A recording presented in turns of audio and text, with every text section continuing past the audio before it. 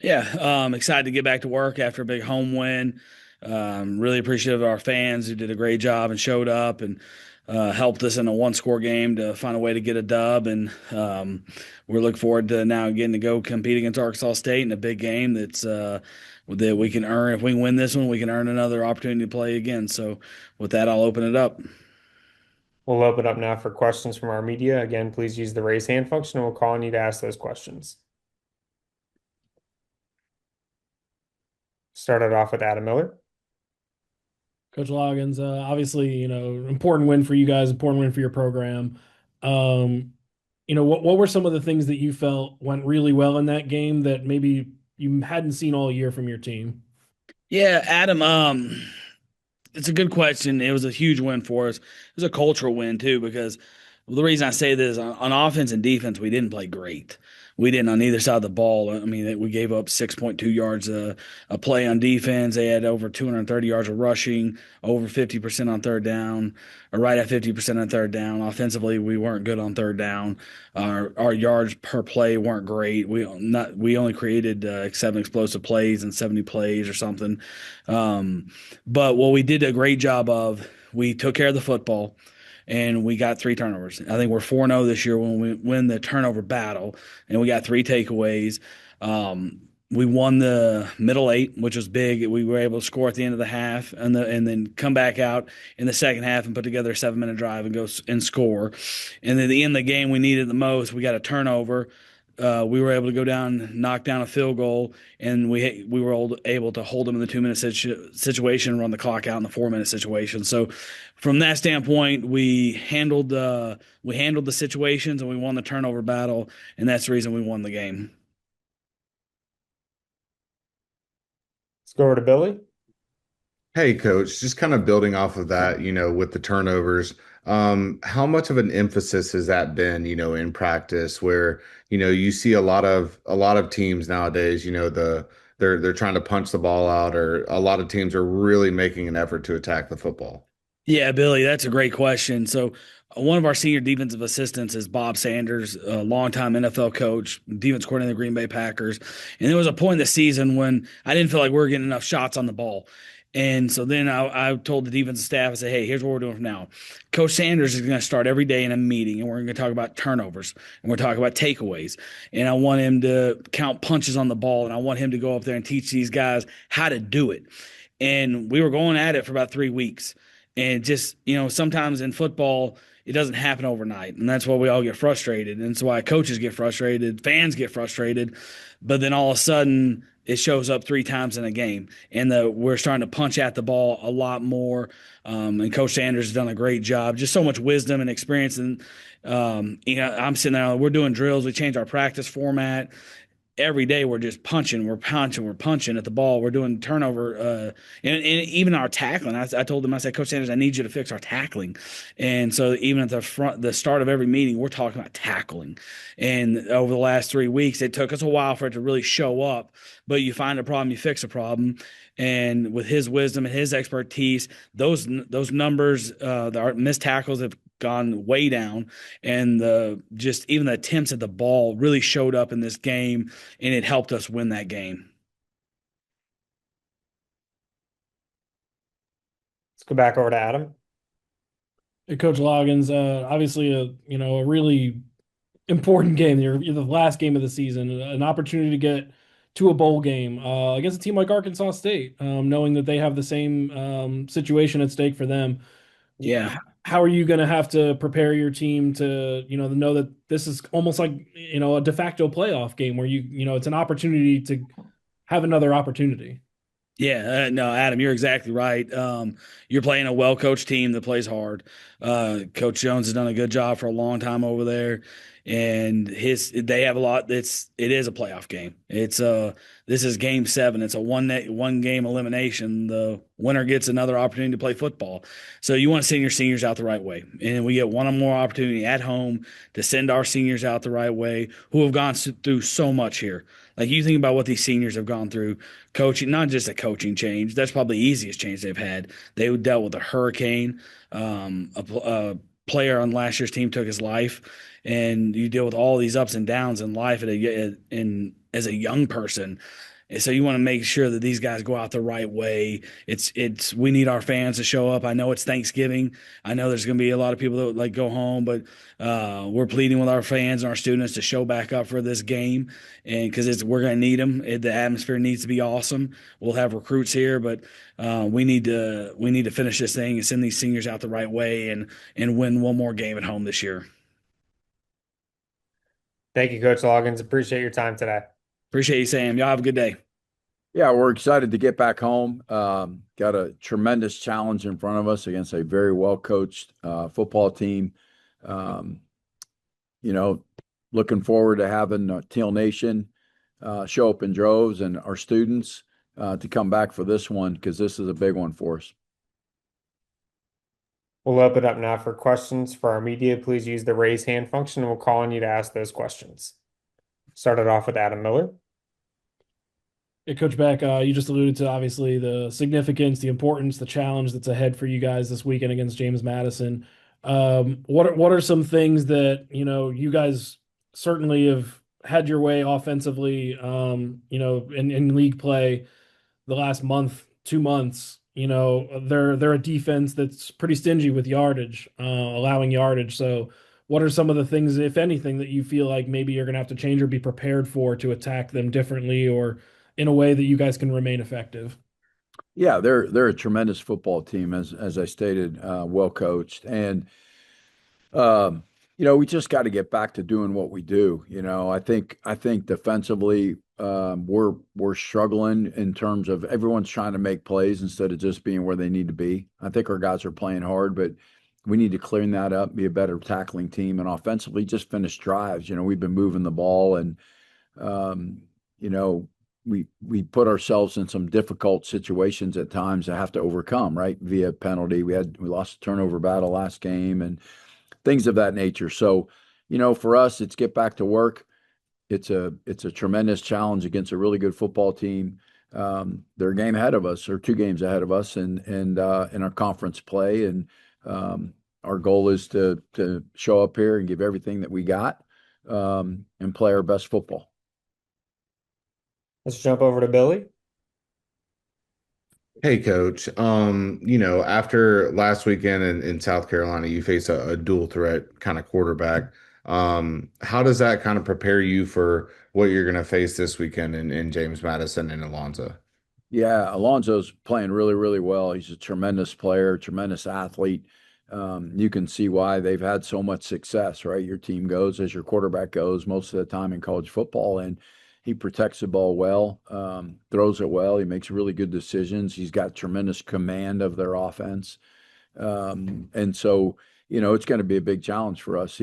He's similar to what we just faced, quite maybe not as big, but a very good player all the same. Go ahead with your follow-up, Billy. Yeah, Coach. I was just curious, obviously you guys are going to get into the tape of this last week, but watching their matchup this last weekend, and then knowing how much you guys like to run the ball, where do you feel like your running back room is at this point, moving forward to this matchup? You mean as far as health, or just where you guys are at, like in their development? Yeah, I mean, I like what we're doing. I think obviously not having Samari, has made a numerical difference. I think, he was a guy that provided some big plays for us offensively and some rushing yards when things broke down. And we obviously don't have that same type of caliber in Tad that we did in Samari. Tad can be efficient. He can be a sneaky runner. He can get us 5 or 8 here and keep drives alive. And he's a tough kid, and I like that about Tad. But your offense becomes multidimensional, and you have to guard against both of those. And again, a lot of teams are having success with quarterbacks of that nature. So I think our offensive line's been playing well. They even the guys, when we have to sub players in due to injury, have gone in there and done a really nice job. I think our backs are running hard and doing a good job. We got to continue to stay consistent. We got to be able to run the ball when we need to. And I think that'll open up some things in the passing game for us. Let's go back over to Adam. Coach Beck, specifically with this James Madison matchup, defensively for you guys, obviously they have a lot of weapons, and you just talked about Alonzo Barnett a lot, but running game, being able to stretch the field in the passing game, what are some of the things your defense is going to have to do to prepare for a multifaceted offense? Yeah, that. I mean, they're going to run the football first. That's Bob's way too. The very physical team, well coached, good offensive line. They're going to come in here and run the football and impose your will, and then be able to throw it up over your head once you commit everybody to the run. Very similar to when we were having success, what we were doing. We create big plays and get you guys to run a little bit laterally by throwing some screens and quick game out on the edge and run the football, and then all of a sudden throw one up over your head and get a big play. And we got to stop the run. If we don't stop, we got to stop something. We got to stop the run first, and we have to put them in situations where they can't necessarily dictate the game. I think when the team can control the line of scrimmage and run the football, they can control the game. Thank you, Coach Beck. Appreciate your time today. Great first half, tough battle defensively, really a defensive struggle. Texas State, GJ and his staff do a great job. Got a really talented team, a team I think that, had a lot of close losses, had an opportunity to win a lot of big games, and I think they're going to finish strong. I think they've got a great staff and a good team. That first half was really a defensive battle. I thought we did a good job of, making them snap it again. And I thought our defense came up with some big stops. I thought our kicking game was really strong.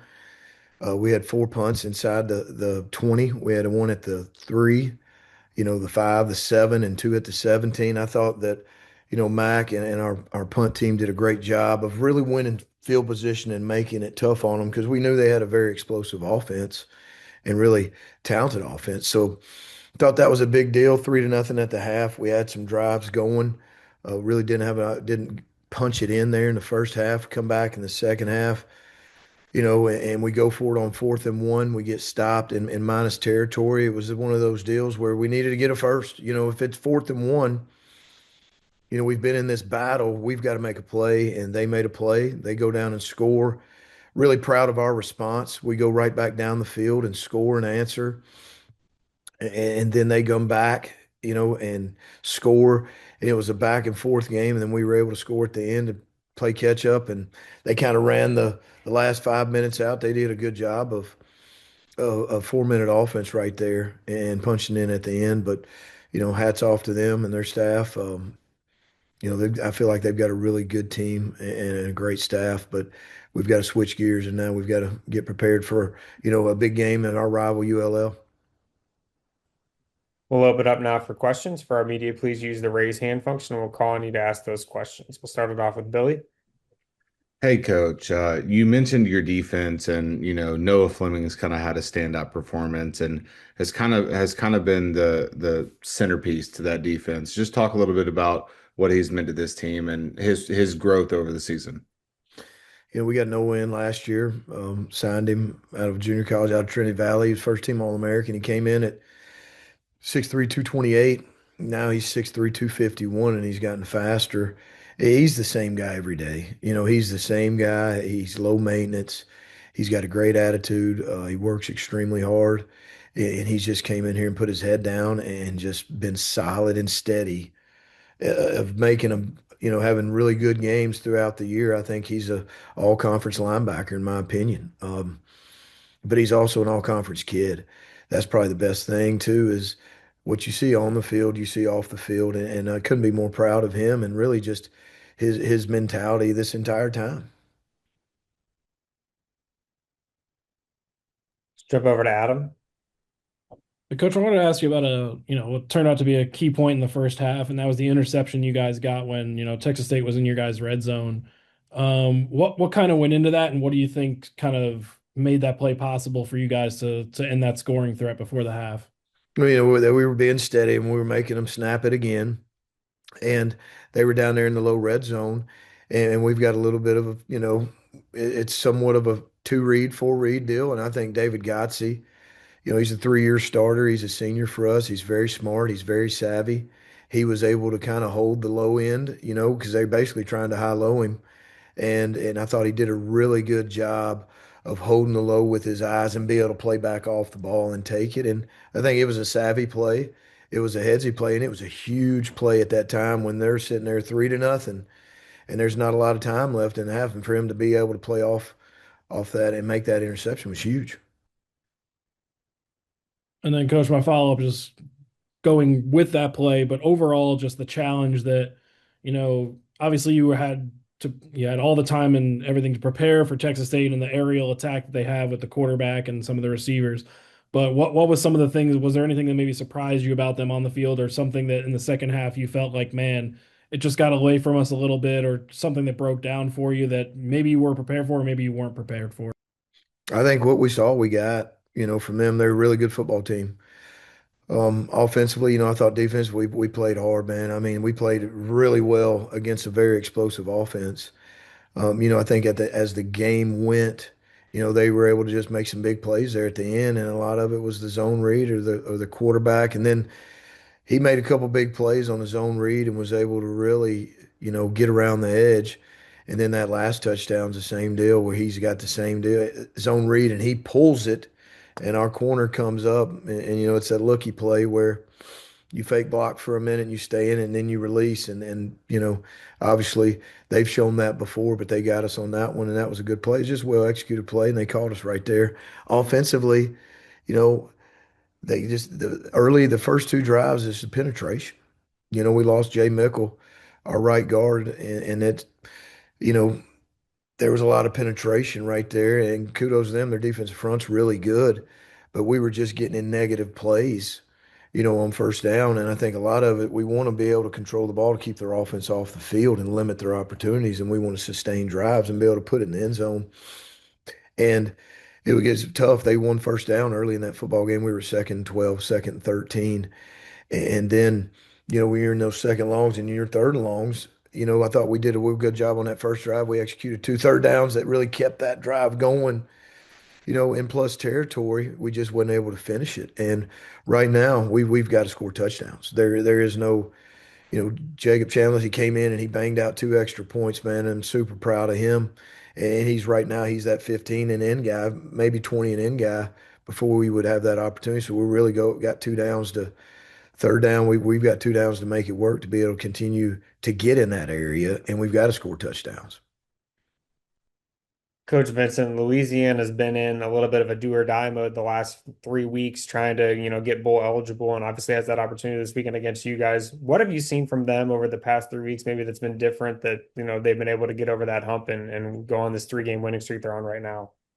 I think that they've gotten better each week. I think that's a big credit to Coach Mike, who I've got a lot of respect for.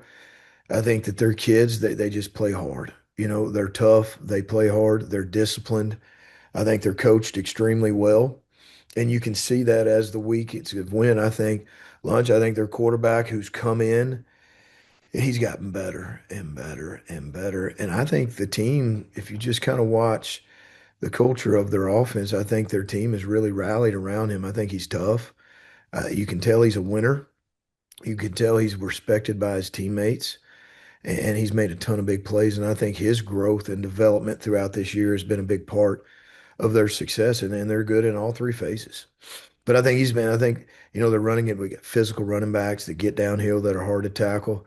They've had some injuries just like we all have, and they've just continued to really just put their head down and work. So what I see defensively, they're coached extremely well. They play hard. They're disciplined.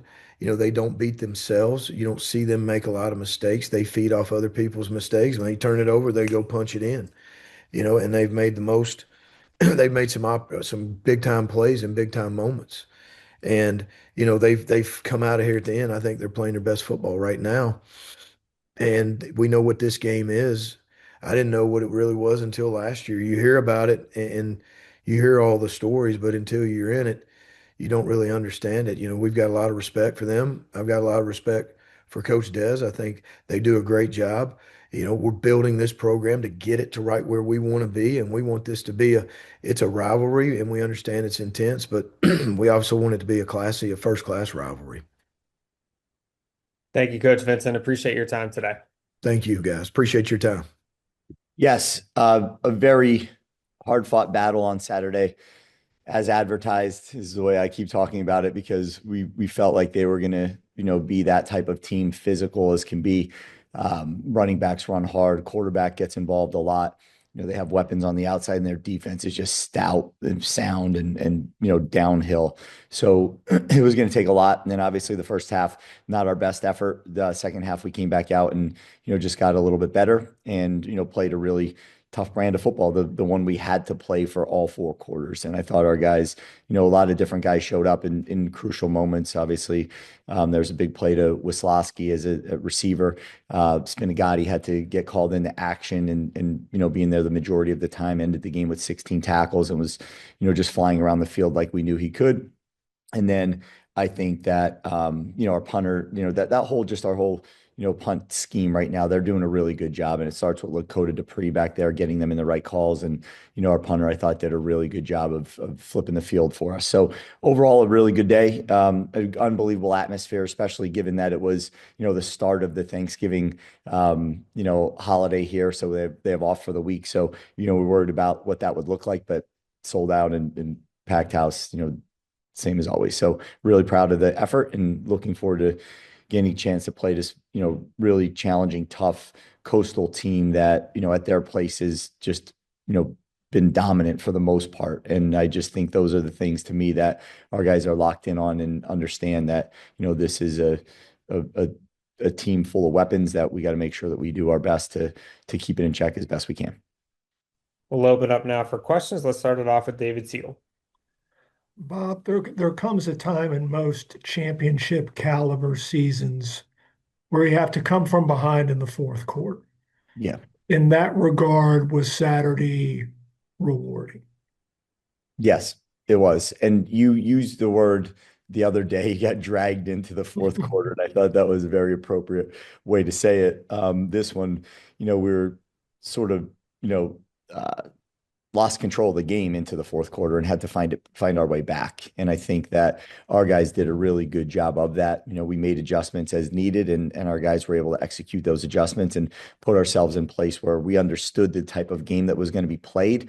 There was no easy out with any of their players, their running backs, their tight ends. When they got the ball and got in space, it had to be surface and you had to hit through them. You could not tackle to them. You had to be through them. And I think when we understood that style of play that needed to be played, it put us in a position to just, be a little bit better, especially in the fourth quarter. So, when you have when you get a stop and you have the ball with 2-something left on the clock, we all know what's about to happen here, right? It's not going to be going through the air too much at that moment in time.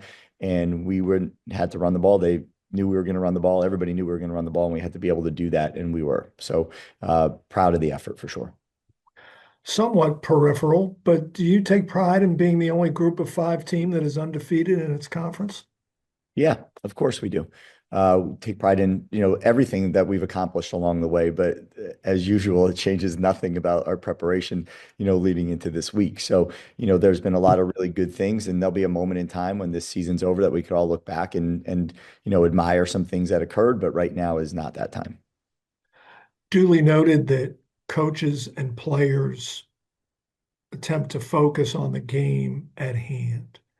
But does the chatter around this team and the perhaps even faint possibility of a college football playoff bid, does that help you when you are talking to prospects? Yes, absolutely. It does. That does. I think that anytime you're in the national conversation, there's a added benefit to that. I think that, most teams start the season with those hopes and dreams and aspirations, but only a few have that opportunity. So to be even considered as one of those, however it plays out, it'll play out. But to be considered as one of those at this moment in time is something that brings a lot of obviously pride to this community, and that's good for them to celebrate and think about and go through the different scenarios and try to figure out the percentages and do all that. For us, it's about Tuesday's practice coming up here. How many support staff do you have working on Southern Miss and Troy? Not yet. Not yet. We're this half of the week has to be, what it has to be. And there's nothing, nothing more important than us, continuing our regular season, and finishing it the way that, we kind of got it started. Thanks. Let's jump over to Adam. Coach Chesney, this might be more of a deep thought question, but as far as your team this year, a little tired over here. Be careful with how deep you make me go here. Yes. But just as far as your the team and where it is now at this point in the season, you're going to host a championship game, but where is maybe an area or an overall area of your team that you feel like your team has grown the most since this season began? Yeah, I use the word belief, at the end of the game, last year or on Saturday. You get to moments where you hope you are something, and you plan, to be, what you say you want to be. And I just think the work that comes with it and the amount that you have to just stay on task and the amount that you have to just continue to commit to it, day by day, regardless of injuries, regardless of noise, regardless of, things on your personal life, regardless of whatever might be happening for our young men on this team. It's not about any of that. It's about when you come into this meeting room, you are singular in your focus. When you get out to the practice field, same thing. When you get to the game, same thing. And you have these expectations for yourself. Like we said earlier in the season, people all have their expectations for us. We have them for ourselves. And then ultimately, you have to build, the standards around that. And then you got to live that process every day. So you have an idea of saying, I think we are this, or we want to be this. Well, at some point in time, the work and all those other things amount to something, and you actually start to become that. And I think those are the moments that belief shows up, in my mind the most. And in that game, although there were moments where, it looked like it could go our way, you weren't 100% sure. There was never a doubt for any player on this team. Their belief in who they are right now is very, very strong. And I think that's the area of growth. Before it's hope, aspirations, and then slowly it turns into, who you are. And then regardless of what you're facing, there's a belief. And I think that's the growth process that I've seen and witnessed, through this team this year. Thank you, Coach Chesney. Appreciate your time today. All right. Thank you, guys. Go Dukes. Happy Thanksgiving, everybody. Yeah. Congratulate Troy on their victory this past weekend. I was really proud of our guys for fighting and straining throughout the game. Dealt with a lot of different injuries. Got a tough task ahead of us playing ODU. They're playing and very well in all three phases right now, scoring points at will, very hard to score on. So it was senior night for them, and we got to prepare the right way this week and try to clean up the things we didn't do well and just more importantly, play to a standard that we need to have to be successful. We'll open up now for questions. For our media, please use the raise hand function and we'll call on you to ask those questions. We'll start it off with Adam Miller. Coach McGee, obviously, you guys were square in the game. You get that touchdown early in the fourth quarter, midway through the fourth quarter, and then, Troy is able to, put together a little drive there and build it back to a 2-score lead. But for your defense overall, going into a matchup like that, and then now you're going to have a multifaceted quarterback like Colton Joseph at Old Dominion. Just how, these last few weeks having to face some of these offenses with, extremely dynamic players and quarterbacks, how are you going to have to prepare any differently or the same? And what is the mission to stop Old Dominion's offense? Yes, everyone's kind of failed at that mission, but we got to make sure we limit explosive plays, try to limit the run ability of the quarterback.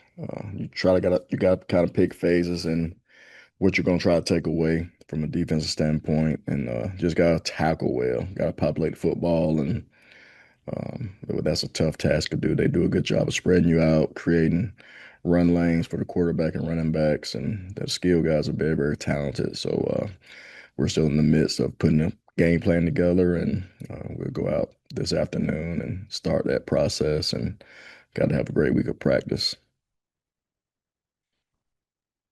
Coach, and my follow-up to that, specifically again on the defensive side, just how would you rate the hunger of your defense right now to really, have to do a lot against some of these, again, these high-powered offenses, but just the hunger of your defense to be able to keep your team in these games at this point in the season? Yeah, our kids have been straining. They've been playing hard. They've been fighting, which that's part of it. We haven't been executing in critical moments, and we've hadn't played comprehensive football in the most critical time of games, and that's why we've been coming up on the short end of the stick, and we got to find a way to push through in those instances. And everything goes back to preparation. Our guys believing in the plan, our guys believing and trusting one another, and then going out on the game and executing their jobs is basically what you got to do defensively every single week. And our guys are improving, getting more comfortable, and we've had a lot of young guys have to step in and play. And I'm very proud of those guys for playing up to their standard and their age not necessarily showing on the football field. And just going through these growing pains right now, and hopefully they're going to pay off for us in the future. Coach, what can you say about your receiver room and the fact that regardless of kind of what quarterback has been in the game for you, they've been able to produce production and get it done for you guys, whether that's Ted Hurst or others like Javon this last weekend. What does that say about that group amongst your team? Yeah, still go back to preparation. I mean, Ted didn't play but 10 plays this past week. He was dealing with an injury. Try to play him sparingly, and he really, really wanted to play. So we put him in on a couple of plays and then just decided to go with our other guys. But our other guys work hard in practice. They show their skill set, and our quarterback was able to distribute the ball in an effective way. And Javon Robinson was a recipient of a lot of those explosive plays this past week. So we're going to need more of that this week by those young guys. And, the more they play, the better they're going to get. And, very encouraged by what they produced Saturday. Thank you, Coach McGee. Appreciate your time today. All right, thank you. Yep. Obviously a big one for us. Got us to 5 at home versus a really good opponent. I thought their defensive line and linebackers were some of the best we faced. That their running backs were really talented. That they had a really good game plan. Excited to be back home. Try to go 1-0 versus another really good opponent that's had a very similar path as us. Have a ton of respect for Coach Applewhite and their staff and everything they're about. They got a tremendous team, and their record doesn't tell the whole story. So excited to play them at home, and hopefully get bowl eligible. Questions? We'll open up now for questions. For our media, please use the raise hand function and we'll call on you. Start off with Caleb. Hey, Coach. The attendance last Saturday was one of probably the lower attended home games of the year, but it was still, I heard people in the press box saying this is still incredible compared to what it could have been in years past before you even got here. What's it just kind of say about the growth of the program that even whenever it's the end of the season, y'all are 4-6, that people are still coming out excited to see the team? I mean, I think it's a positive, but I wish it was a situation where it was packed like it was earlier in the season. We're still fighting for a lot, so just part of it though. It's part of building the program, and we got to do our job as players, coaches.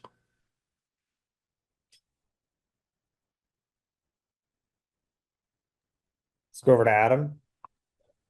Hey, Coach Kinne, the first half of that game really, you alluded to it, their linebackers and their defensive line, and just the struggle it was. But what can you say about your team and the adjustments you guys made to finally be able to open things up in the second half? Yeah, I thought the defense played really well the first half and really the whole game. I think for us we had to settle down and I think field position probably played a little bit into that, but we got settled down, and I thought we executed a lot better the second half, and for whatever reason that's been a little bit of the issue this year when the defense is playing really well. Our offense is we got to go play complementary football, and we did that the second half, which was really good to see. So, um, I think our guys responded in the right way, and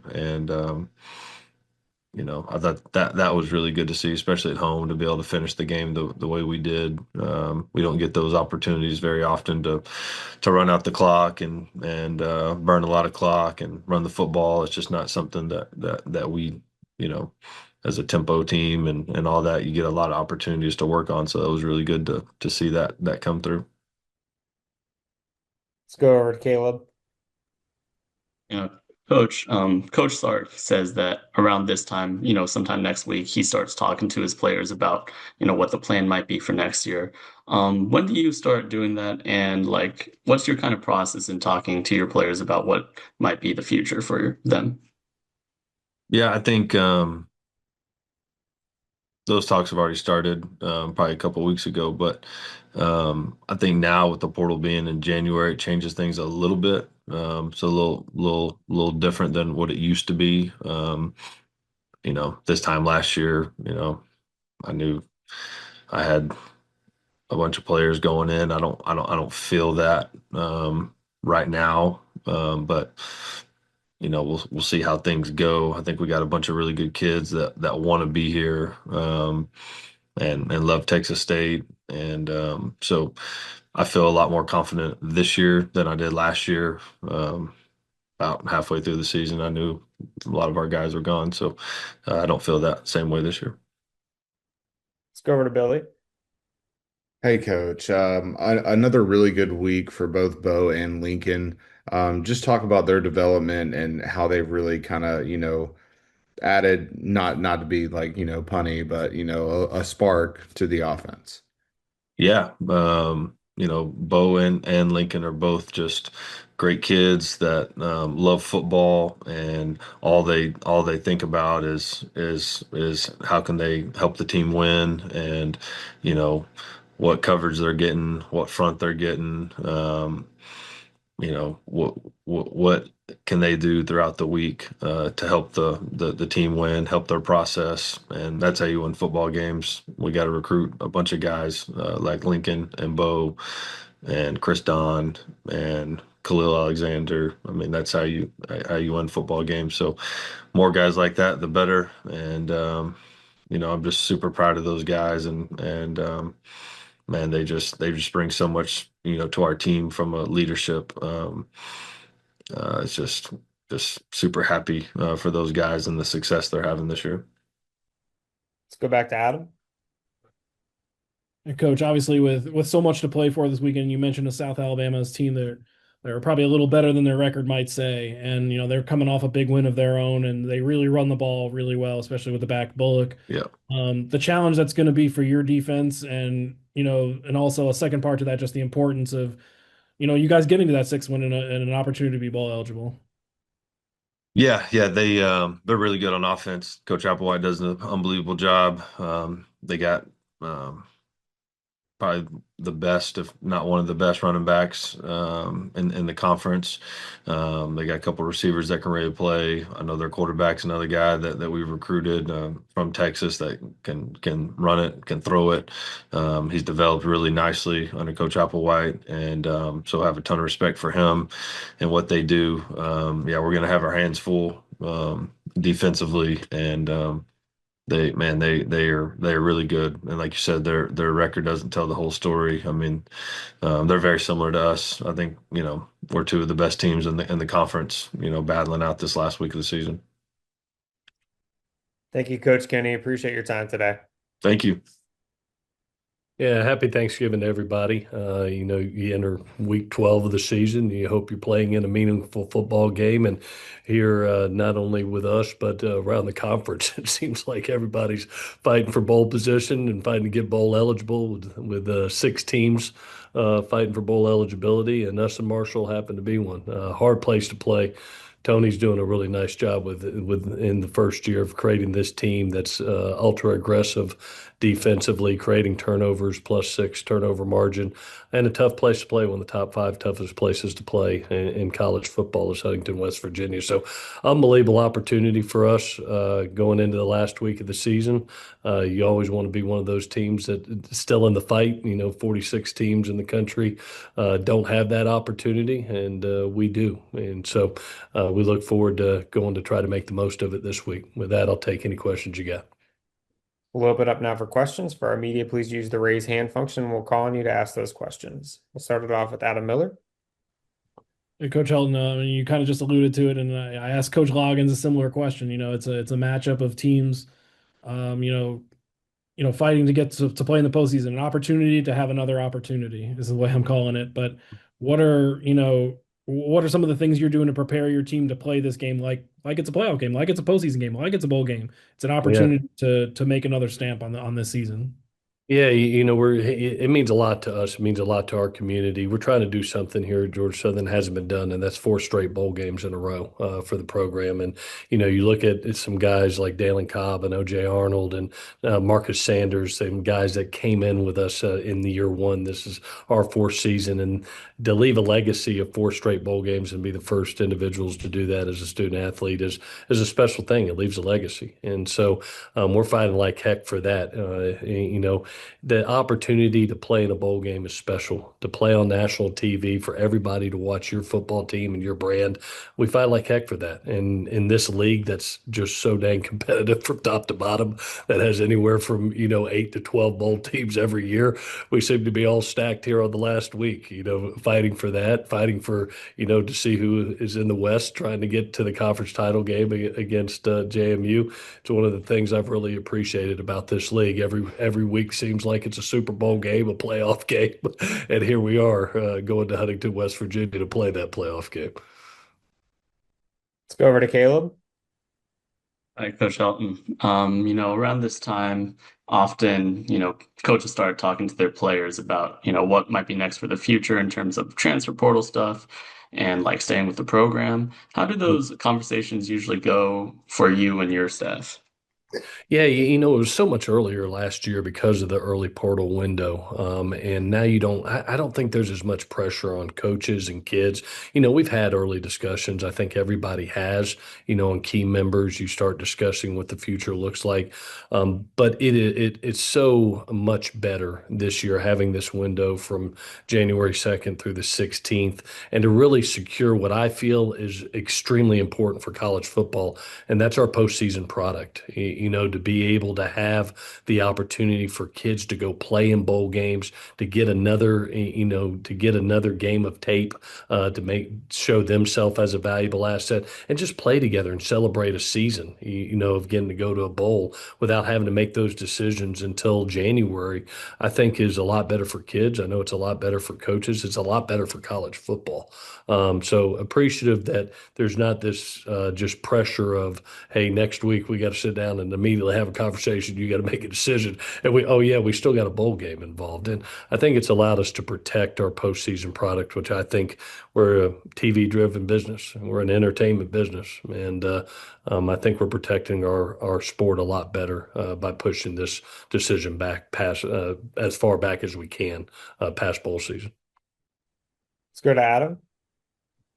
There's just something I wanted to go back on the last game, and unfortunately, I wasn't able to see any post-game comments if you were able to make any. But just you as not only a coach, but as a father, you get to watch Turner play in the fourth quarter of that game and throw his first collegiate touchdown. Just he had, I think his first possession he threw first series he threw 3 straight incompletions, and then he finally found a groove and he finished 9 of 16 with the touchdown. Just what it meant for you as not only a coach but as a father to be able to see that.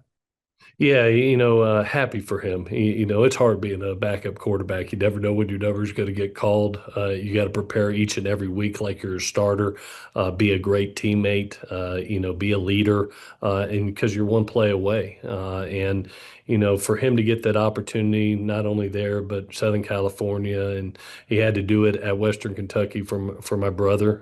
He did throw his first touchdown as an Eagle. Had a touchdown, pass at Western Kentucky. But I'm proud for him. You get to go out there and show who you are, show your character, and show yourself as a teammate. And to see him compete, he came off, gave me a big hug, and said, "Dad, that's the most hour of fun I've had in a long time." So he was appreciative for that opportunity. And on a bad day, that made me smile. So I appreciate that question, Adam. Thank you, Coach Helton. Appreciate your time today. Sam, appreciate it. Hail Southern. Yeah, really, really proud of our kids. Finding a way to win last week in Jonesboro. Had a lot of things we had to overcome. Obviously the guys that weren't able to play going into the game. Had two more O-linemen get injured early in the game. And really a poor start. Bad field position. Our defense was put in a tough spot. Fumble one that goes back for a touchdown. We had to overcome a lot of penalties, which a lot of that led to field position issues as well. And still battle back and find a way to win. Was incredibly proud of our staff and our team. So, put us in position where week 12 means something, and gives us an opportunity to try to make it 8 straight years where we're bowl eligible. And, that's not easy to do. And this year in particular, it was certainly a big challenge. 4 weeks ago, if you'd have told me we'd be in this position, I'd have signed up for it. So, I'm incredibly proud, but the job's not done. We got a UL Monroe team that is incredibly scrappy and gritty and tough. And, you watch the tape, you'd love for a team that's out of contention to not be playing very hard. And, that's not the case with these guys. Coach Vincent, he's got a team they believe, man. They play for each other and they play really hard. So every time we play these guys, it's always a dogfight, and certainly expect the same thing this weekend. We'll open up now for questions from our media. For our media, please use the raise hand function. We'll call on you to ask those questions. We'll start it off with Adam Miller. Hey, Coach Des, going back to the game Thursday night and the importance of that win, obviously, and then now the importance of this game. And every game is important, I understand, throughout the season, but as your guys are playing with that opportunity to, again, extend that bowl streak and play extra football, play postseason football, what are some of the, things that, you're talking to with your team about, finishing the season strong and playing your best football at this time of the year? Yeah, I mean, we really, we were talking in the middle of the year, about who we had to find our formula. We had so many, just kind of a revolving door of really starting lineups. I think this is going to be our 10th starting lineup in 12 weeks. And there's not a lot of consistency in that. So you got to kind of reinvent yourself and figure out what you are and what you have to do to find a formula to win. And, kind of talked about it, like, look, man, they were working hard the whole year. It's like at some point the dam's going to break. And when it does, we got to capture that momentum and run with it. And right now we have a really confident team. Confidence can't turn into arrogance. The reason that we've gotten to this point, the reason we've been able to turn it around is because of the work that we've done. This team has worked incredibly hard to prepare week after week to get themselves ready to go and get themselves ready to play. And, we can't lose sight. It doesn't just happen on accident. It was, this was weeks on end building up to the first, to the win a few weeks back against South Alabama. Like there was a lot of work that went into that. So, let's not lose sight of what got us to this point to be able to turn this thing a little bit. Let's understand that the work we did is what got us here. So let's have the humility to understand, these games go either way pretty quickly. We got to continue to work our tails off so we can go finish the right way. And, we have a really close-knit group. And, I talked to them last night and I said, listen, man, this is the last day that about 18 of these guys are going to go out there. It's the last time they're ever going to play in Cajun Field. And, a lot of guys, you got guys that have given a lot to this university to have the opportunity to play here. They've won a bunch of football games here. They've been a part of a really cool stretch in UL football history. Parts of big wins and great seasons, some tough seasons, some rebuilds. I mean, the beginning of the NIL portal era, which was absolutely chaotic and hectic. And these are the ones that stayed. So there's a lot for us to play for, right? And it's not just selfish about getting to a bowl game. It's about these seniors and the legacy they've left and wanting to send them out the right way. And, we have a group that's been really focused, man. And I expect them to attack this week the same way we have, the rest of the year. Let's jump over to Caleb. Hi, Coach Des. First of all, happy Thanksgiving, Thursday, obviously. But, like you were talking about, towards this time of the year, talks about transfer portals or future of players starts coming up. Coach Sark says he usually starts talking to players sometime next week. For you, when do you start talking to your players, and what are those kind of conversations like? Well, happy Thanksgiving. And this is my favorite week of the year, Thanksgiving week. It's I think everyone does a little bit differently, Caleb. In the past, what I've done is I've done it during the bye week. It always ends up, our schedule always lines up where at the end of the year, it seems like we always have a Thursday game towards the end of the year. And typically what I would do is on the Friday, instead of being able to go on the road recruiting, I would meet with, about, 30 guys that we figured, may have some interest in leave, have played really well, what I mean? So that's all your starters plus, right? Some that are playing really well for you, just to kind of gauge it. This year with the portal being open in January, it gives you a little bit more time. Next week, we're going to do exit meetings with position coaches next week, throughout the week. And I'm going to, meet with the top 30 guys. Now in the fall, I try to meet with as many kids on their team as possible to have a face-to-face with every one of them. It's not always possible depending on bowl games and depending on all that stuff and finals. But I think the feedback's important. I think it's important for them to hear from everyone. In the spring semester, I meet with every kid on the team. So for about 4 or 5 days, I mean, that's what I do all day. And we block out, 20-minute segments.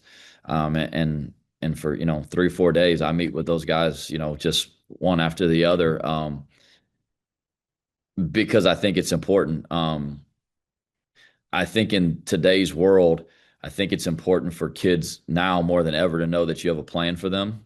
And it's not just the ones that are playing good. It's the young ones that are going to be good players, that it's like, hey, man, we have a plan for you. Because the way it used to work in college football, was you're stuck. Doesn't matter. The coach, you don't know how they feel about you, and it doesn't really matter because you are where you are. Kids have options now, which is not a bad thing. I just want all of our guys to know exactly how we feel about them, about how we see where they fit. And some of those conversations are pleasant and fun. The guys that are trending the right way and you're excited about and all that stuff. And some of them are not. Some of them are, look, we kind of thought this is where you're going to be right now, and we're not there yet. You got to make some decisions to change some things if you want to impact this team. And,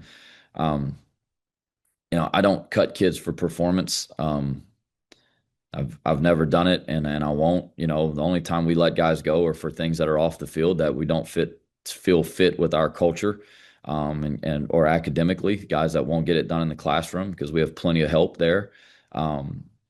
Performance-wise, though, we're honest with them. It's like, hey, this is where you're at. These guys are in front of you for these reasons. Depending on what you want, this is how we see it. You got to, maybe it's like, hey, you got an uphill climb if you want to try to get on the field. Or maybe it's like, look, man, you're knocking on the door. These are things you need to work on, and you got an opportunity to really help this team. So it's a little bit tiring at times to do that. But I can't recruit these kids and these families and tell them, hey, it's all about relationships. And then it's only about relationships when it's good, or it's only about relationships when we feel like it. I think now more than ever, we don't have as much NIL money as other people, that we can't just drop a check. Hey, no, we're going to pay you this. You're staying. Some of these guys, that they choose to stay because they want to be here. They choose to stay because of relationships. And certainly we have enough money to make it worth their while to stay.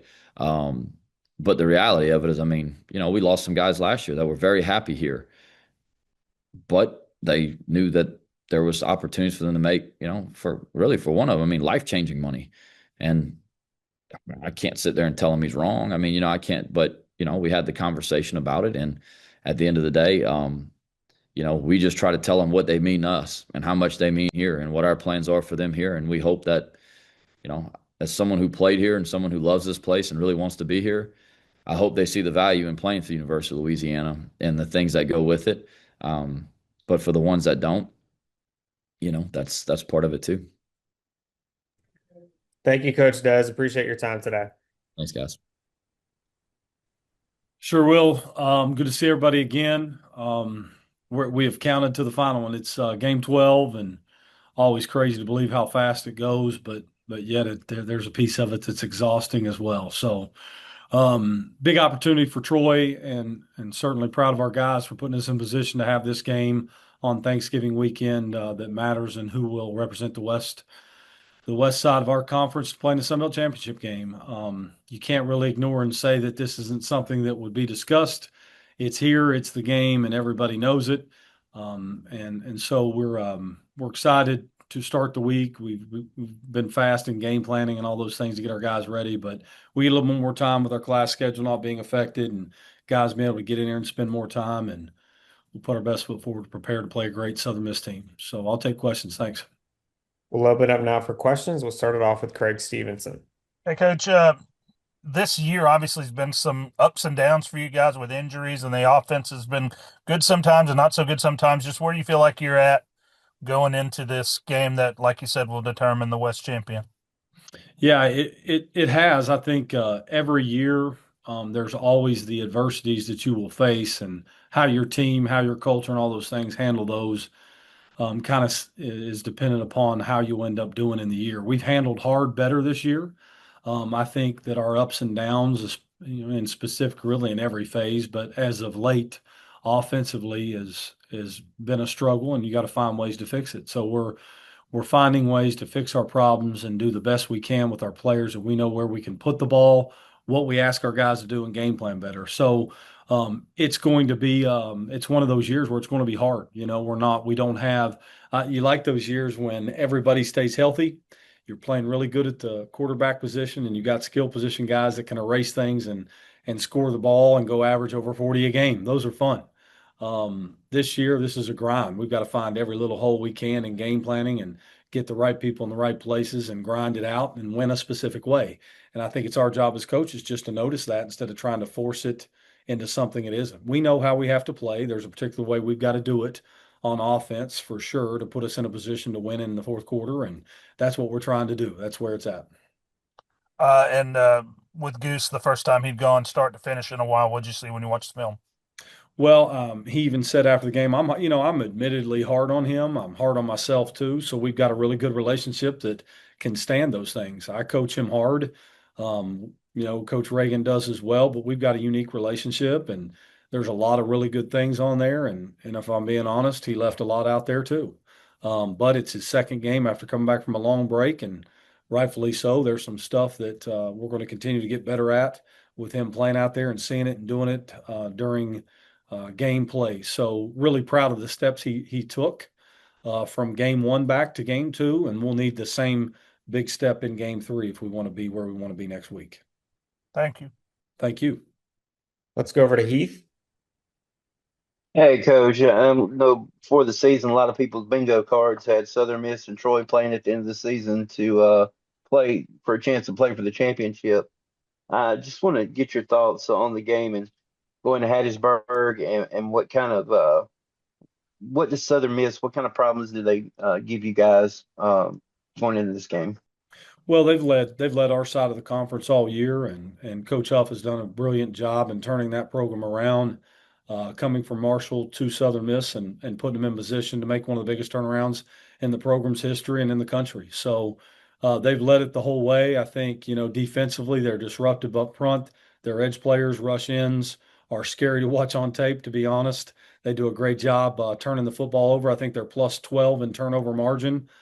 That's what's put them in a position to be a championship football team. Offensively, they've got one of the top passers in the country. They can attack you many ways and run past you at wideout. put you in space and score very quickly from far away. Sound in special teams, well coached. He was a part of being the coach that won the conference last year. It's a veteran staff, a veteran group, and guys that know how to win, and clearly they believe in what they're doing. So we have much that keeps me up this week and getting through to prepare for this one. Jump over to Billy. Hey, Coach. I know you talked about Goose's performance, but I was just kind of curious. Your receiving room had a heck of a day as well. Who really impressed you, and who kind of stepped up in the moment from that receiving core that you saw this weekend? Well, I think you have to include Ethan Connor in it as a pass catching tight end who had a big night. I think he was right at 90 yards receiving and 2 touchdowns, and stepped out of the screen game really well, made a huge play, and of course a big play before the half to get us in and get us some momentum. And then there's not enough to be said about DJ Epps. All he does when the balls show up is make plays and step out of things and find a way to keep the chains moving or finish with it in the end zone.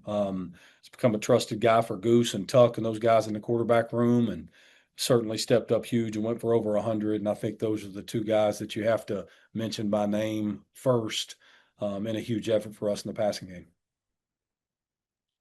Coach, Troy's got a long history of, some great pass rushers coming through your program and then the Troy program before your time as well. But you've got some guys that have been able to do that this year too. How important are they going to be in a game to try to limit Braxton, and obviously being more of a pocket passer right now with maybe his injury? How important are they going to be coming in this weekend? Yeah, it'll be, you said it. I mean, you look back in the recent history, close to leading the country and certainly the conference in sacks was a big piece of them winning titles in years past. And I think for us in this game in particular, to your point, we have to be able to create pass rush and pressure against a wonderful attack in the pass game. So pass rush and interrupting timing and making things change its spot and making sure things aren't on time is a key piece to it. So it'll be huge in this game, and finding ways to create different types of rush will be a key piece as well. Thank you, Coach Parker. Appreciate your time today. Yeah, thank you all. Yeah, disappointing weekend for us. Had a lot of opportunities to win the game down the stretch. We couldn't get it done. Turnovers were obviously the killer there. We had 2 turnovers in our last 2 drives of the game. But now we got to rebound against the Georgia Southern team that's hot down the stretch. I think they won 2 out of their last 3. And the good news is we get to play in the Joan for senior day. And, I know this game means a lot to our seniors, especially the guys that stayed here, the few that did. We need to win for them and extend our season. So it's going to be a battle. Obviously, the winner gets bowl eligible, and, the loser goes home. And, so hopefully we come out on the right side of it. We'll open up now for questions. For our media, please use the raise hand function and we'll call on you to ask those questions. We'll start it off with Tyler. Coach, wanted to ask you about Carlos setting the single season record for rushing yards last week, and also if you have any update on his status with him going out late in the game last week. Yeah, he's good to go. He practiced last night, but excited for him. He's had a heck of a year, and really he did it not playing in the first 2 games of the season.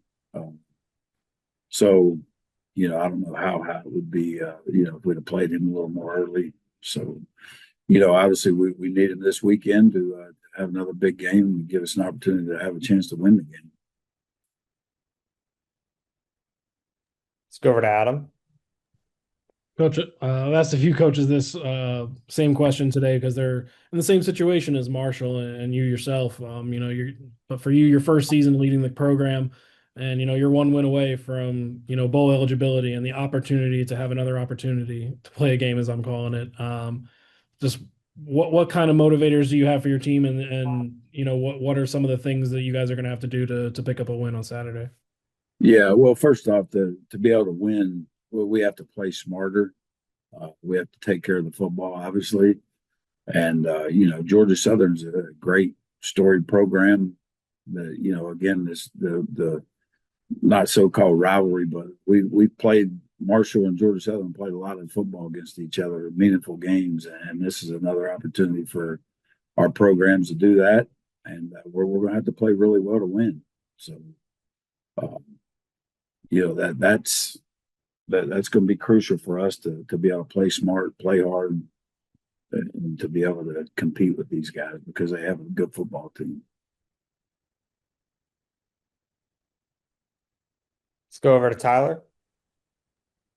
Coach, I wanted to ask you this in a game, when you look back with App State and the margins being really tight, when you go back and look at film, is it more of a thing of, maybe moments that went wrong?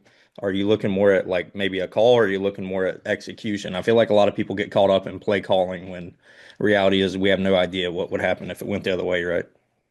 Yeah, and it's a little bit of both. I mean, there's times when whether it's offense, defense, we get predictable with the calls, certain situations maybe, but we have to execute as well. And when we don't, we all have to own that. And that's what Sundays are for, to put that game to bed and move on. And everybody needs to learn from coaches, players, and I think we've been able to do a good job with that this year. So, but going back again, you can't ask for, we had the ball when we got the first down on the 3rd and 1, that ended up in a fumble. Yeah, we were probably already in Lorcan's field goal range. It would have been outside of 50 yards, but he's made 4 or 5 of those this year. So I was confident, we were going to go down and win the game. I told our guys that in the huddle before we took the field. So, and again, some things went, Toby dropped a ball on the sideline that they intercepted. The Zion's fumble, the series before we were moving, I had the ball at midfield. So, but give credit to App.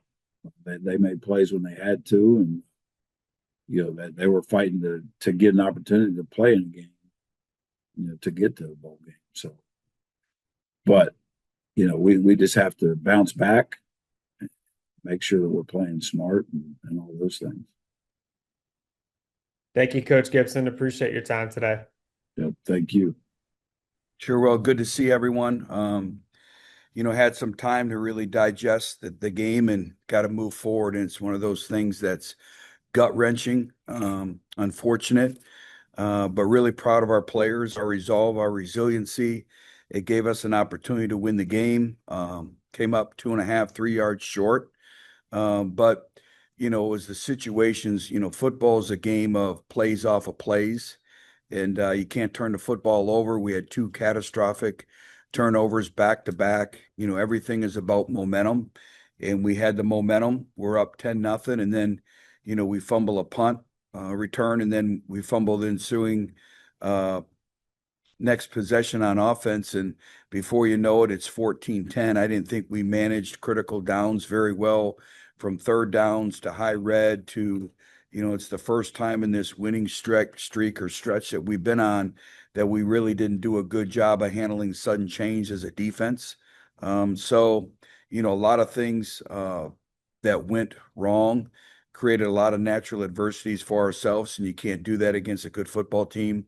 But the resolve, the resiliency, the culture gave us an opportunity to win the game at the end and came up a little bit short. So now we're kind of backed in a corner, and a great challenge. A lot of respect for their football team, their coaching staff, the way they play, extremely talented.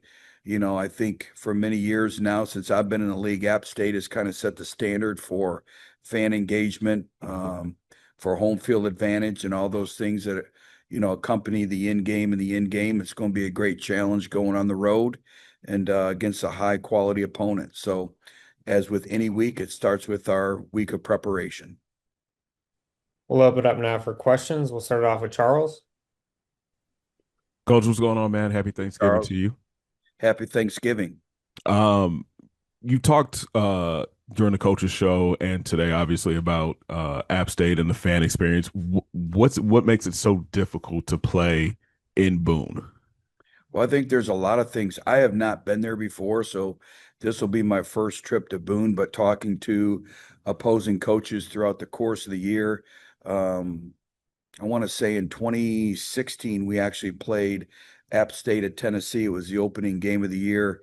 They had a dynamic nose guard that we couldn't block, and it took overtime to beat that resilient football team. So at that stage, knowing what they've accomplished in their football program, I have a lot of respect for them. But, it's probably the location. It's a rabid fan base. It's their student body. I mean, all you have to do is look at last week's game. They're coming into a game fighting for bowl eligibility. They're 4-6, and they sell the game out. And then the fans rush the field after they win the football game because they're excited with the opportunity of becoming bowl eligible. That's pretty impressive. But I think, they have a long history of winning and just a long history of pageantry of college football and tremendous, tremendous community support and tremendous fan engagement. Let's go over to Adam. Coach Jones, certainly a lot of goals that, you and your program set out for themselves at the beginning of the season. And now there's, a bowl game, postseason play at stake. Is there a message to your team about, upholding that and achieving that goal and checking that box before you guys head up to Boone this week? Yeah, absolutely. It's just like them. It's game 7, and there are no do-overs. It's a one-game playoff, working to get where we want to go. And, I've said it in the group of 6, everything is measured on getting to a bowl game. Obviously winning a championship, but the bowl game is just as important. Obviously we're all in it to win championships. And unfortunately this year we're gonna not meet that goal. However, an opportunity to play in postseason play is very, very special, and it's hard to do. I mean, if you really look around college football, and that's, you hear Coach Saban talk about it all the time. Let's not forget about the pageantry of college football. And yeah, that's the playoff, but as importantly is the bowl system and keeping the bowl system intact and how hard it is. I mean, if you look at parity, parity is around our conference. All you have to do is pull up our conference and look at it. You have a couple programs have kind of distanced themselves, but when you look at the conference in general, we're all fighting for the same things. And I think that's the world of college football right now, the parity. And I think, I'm not going to get into it, but I think there's a lot of things that has attributed to that in terms of the parity. And it's extremely competitive. You don't know what you're going to get from week in and week out. And I think that's because of the competitive nature of the Sun Belt and the parity now that exists in our conference.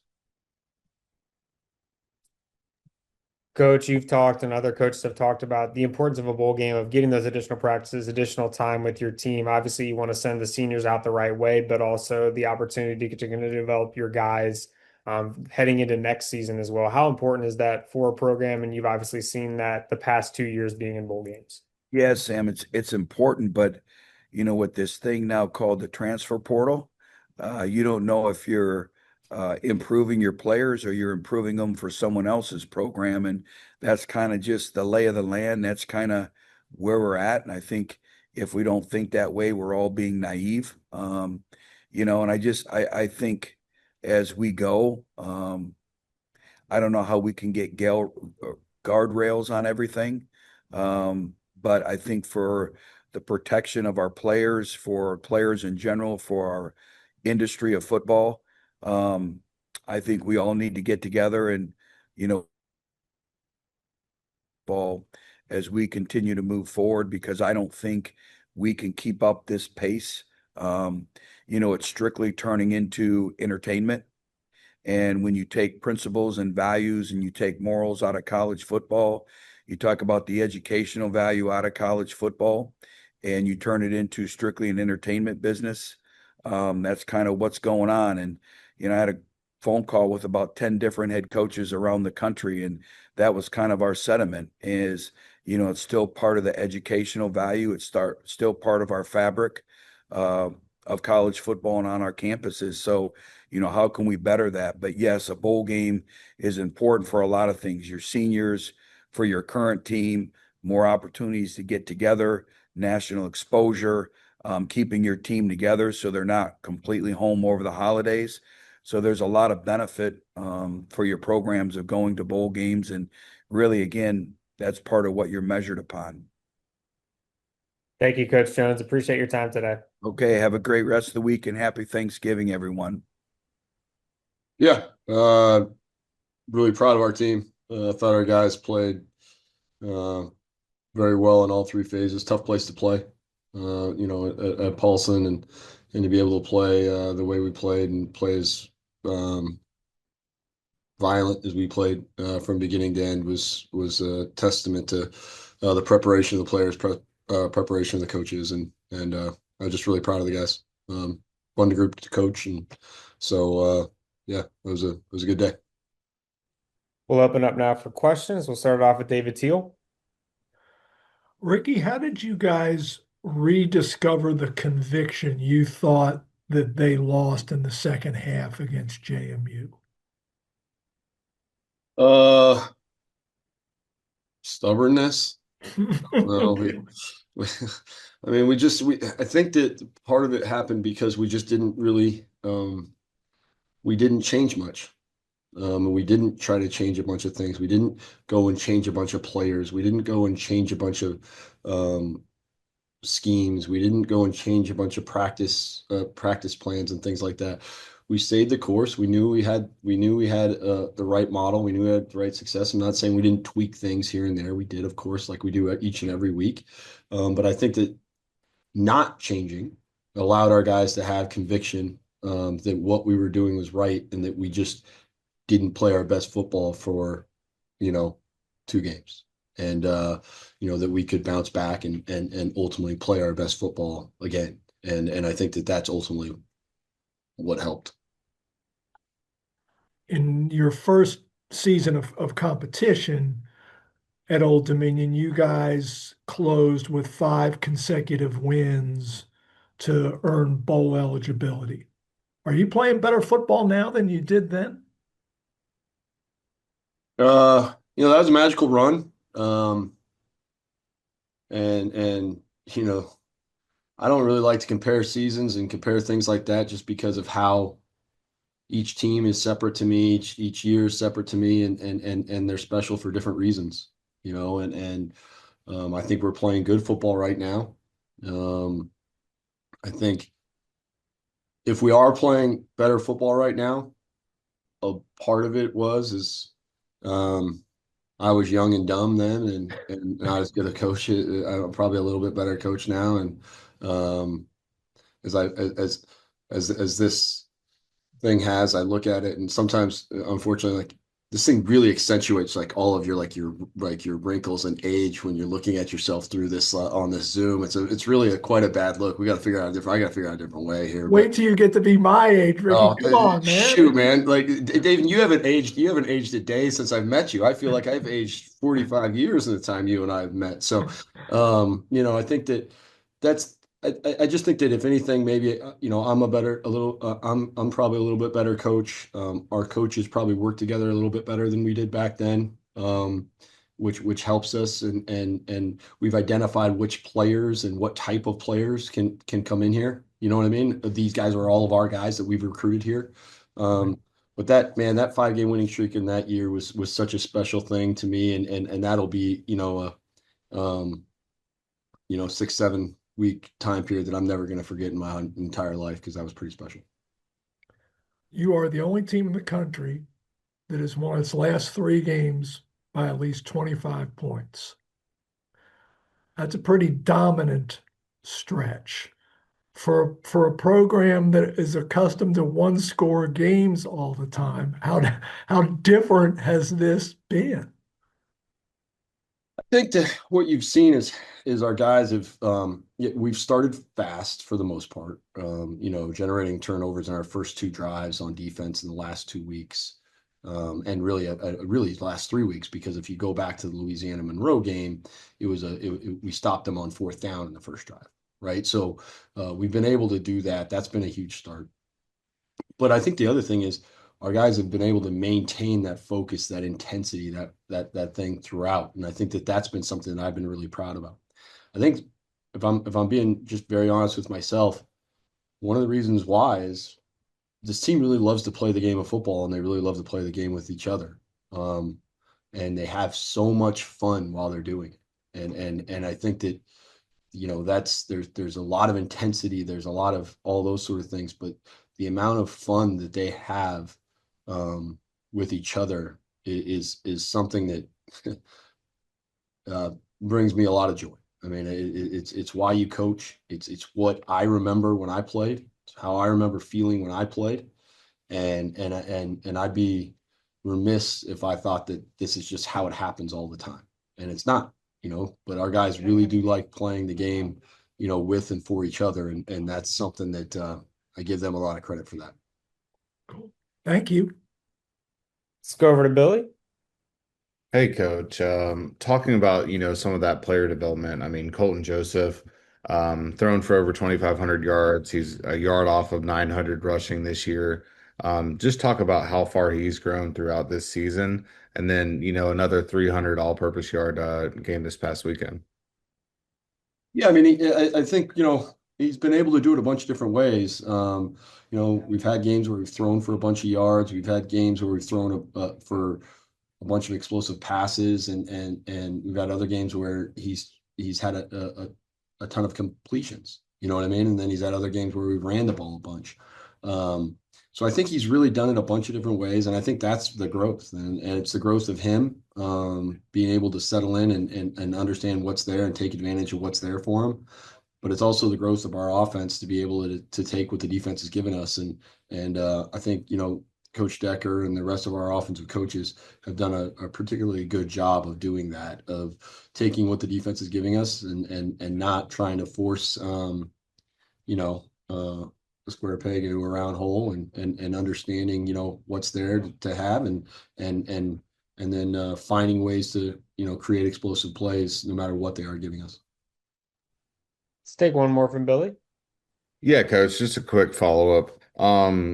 Speaking on the talents of Colton and just the overall landscape of college football, how have you kind of seen it evolve into this, dual threat quarterback kind of offense? Yeah, I spoke on this quite a bit. I mean, we're getting near Thanksgiving, and one thing I'm incredibly thankful for is when I was born, because I would have never thrown a pass in college as I'd been born 15 years later, because I'm not a good enough athlete. I mean, I could throw it and do that, but I wouldn't have been able to do some of these things. And I think as we start to see it, and it opens up so much, having guys that can make plays with their feet and with their arm, true dual threat. And there is a big difference between a running quarterback who can throw and a true dual threat guy. Because a true dual threat guy is able to take advantage of whatever you're going to give him. And I think that's what Colton's been able to do. And very bluntly, that's what I think there are other quarterbacks. We haven't really had or unleashed them yet, but I think that we have a quarterback room that's able to do that thing. And I think that's pretty special. We play one this week. Georgia State's got one, and he's a guy who can chuck the ball down the field. Number 8 there, and he also he can really run it and tuck it and do some things. And a very talented team that we're about to play. And so we get the full experience of being able to defend a guy that we have to defend like in practice every day. Thank you, Coach Rahne. Appreciate your time today. Yep, thank you.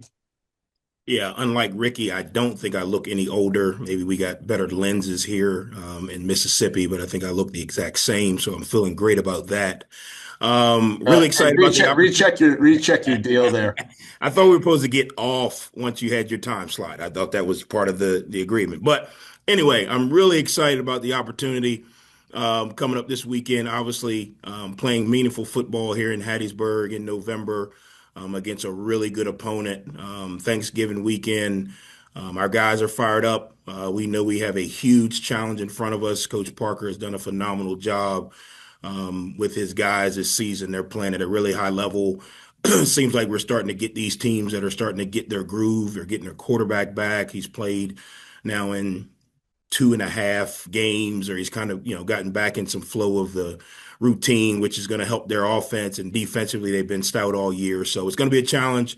But couldn't be more excited about the opportunity that we have coming up.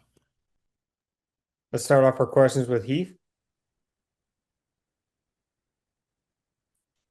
Heath, Hey, you're on Coach. mute. Sorry about that. Wanted to ask you about slow starts. Especially the past few weeks, slow starts have really hindered the team. How do you guys combat that going into this last game? And also Montgomery, notice he didn't play. Can we get an update on him? Yeah. Slow starts. I think that, every game has its own story. Obviously 2 weeks ago, our quarterback was different. So our game plan was a little different. Last week, we missed some opportunities to continue drives. When you go back and look at the film, we get 2 weeks ago, we get the ball all the way down in the red zone, we turn it over. We probably had a chance to put points on the board, at least, in a field goal situation, which I think back probably would have tied the game.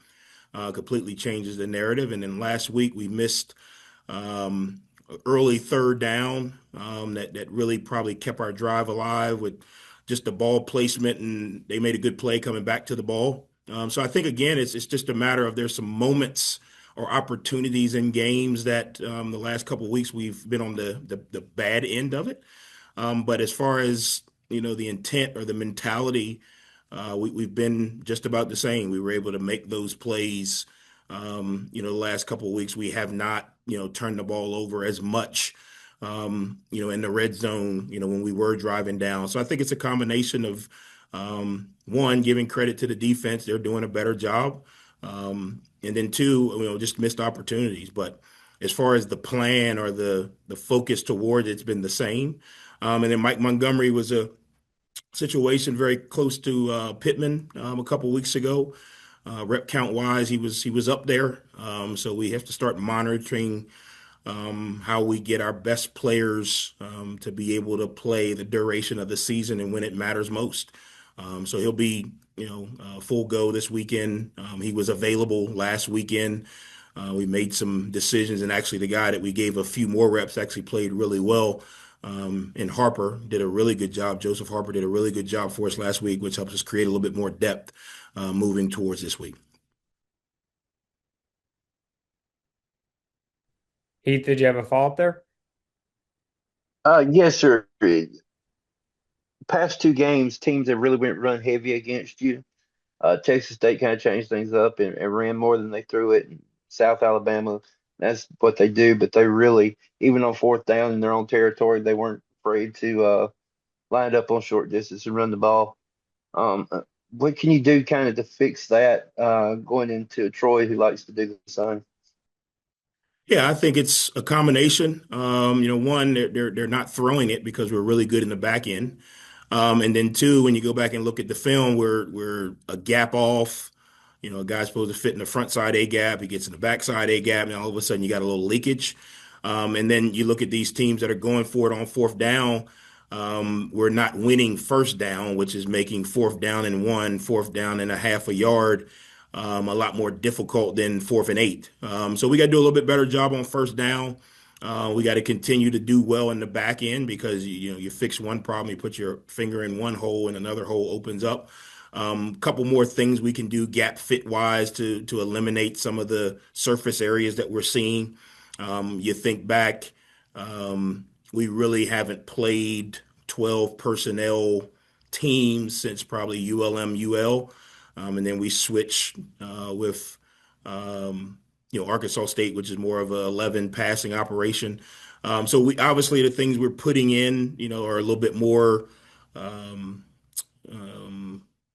I won't say predictable, but what you would do versus 12 teams, 12 personnel teams, heavy run teams. Obviously, we know.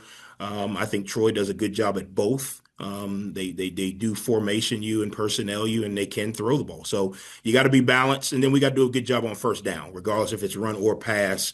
If you're getting in the first and second and 5, you're going to be out there a while. If you can't get off the field, because now you're living in 3rd and 3s, 3rd and 4s. You get 2 yards and it's 4th and 2, 4th and 1. And at this point in the season, teams are making decisions, trying to stay on the field offensively and keep our offense off the field. And you got a couple options that you can play on 4th and 1. You can go all out zero and try and stop it, which you have no layers to your defense. Or you can play your base defense and understand that, hey, somebody's got to win. We get a chance to reload it down. So a little bit of philosophy, where it's at, phase of the game, philosophy as far as time of the game. Is it middle of the game, beginning of the game, how we defend it? But we got to do a better job on first down to kind of give us a little bit better third down, fourth down yardage predicaments. Thank you, Coach Huff. Appreciate your time today. Thanks, guys. Happy Thanksgiving to everyone. Yeah, just very pleased with the way our guys played Saturday against a really good football team. Very, very, very happy that our seniors got to take off their pads at home, winners, and very, very happy that we were able to win a ball game at home for our home crowd. We'd had a couple of those, or excuse me, one of those, and just hadn't played well at home. I was really happy that our fans got to see us win at home against a really quality team. And now we're getting ready to play a really great team on the road, a team that just beat the team we beat at their place soundly. So just got to be prepared to play a really good football team this Saturday. We'll open up now for questions. For our media, please use the raise hand function. We'll call on you to ask those questions. Started off with Adam Miller. The Coach Applewhite, obviously, you guys had a lot of success on the ground, led by Kentrell, in that matchup. What were some of the things that you felt, really were able to help you guys establish the run and be dominant in that phase of the game? Well, I think the mentality, understanding just the mindset of our total offense. I thought all the guys on offense did a great job of understanding what we need to do to win that ball game. This is a team that had taken 20 interceptions off their opponents to a ball game. We needed to be smart with throwing the football and be efficient with throwing the football when we needed to throw it. Some of those interceptions happen because you get behind the chains and you have to throw the ball on third and long. We wanted to stay in manageable third down situations, so it was critical that the offensive line, running back, the tight ends, all included in the run game, knew that we needed to stay ahead of the chains. And we didn't have very many times where we had negative runs. So I was very pleased with just the overall understanding of the offensive players, and then specifically the offensive linemen. They did an outstanding job up front. Control will tell you that himself, but at the same time, you got to run hard. And he ran hard. He came through things, and the one that kind of sealed the game, he breaks 2 or 3 tackles and gets through the center of the defense and finishes the run. So just a storybook kind of ending at home for him for his senior year, and I was glad to see him have that kind of game. Coach, and then my follow-up is obviously, everyone's going to, praise the offense, and certainly they had a great day, but I think a lot of Right. tip of the hat for you, especially in the first half and maybe in the first 3 quarters, is your defense, really being able to give you guys some separation in that game. And, even when the game, Southern Miss was forcing to passing the ball pretty heavy late, you guys were breaking up passes and still getting after the quarterback. Just what was your appreciation level for your defensive effort? Tremendous. I told him, everything that we did in the first half, I was every bit as excited and happy for that as the letdown there at the end of the third quarter and early fourth quarter. And that's when you got to turn the lights off on people. And when you have that kind of lead, and we kind of let them bleed us out towards the end, and it became a touchdown ball game.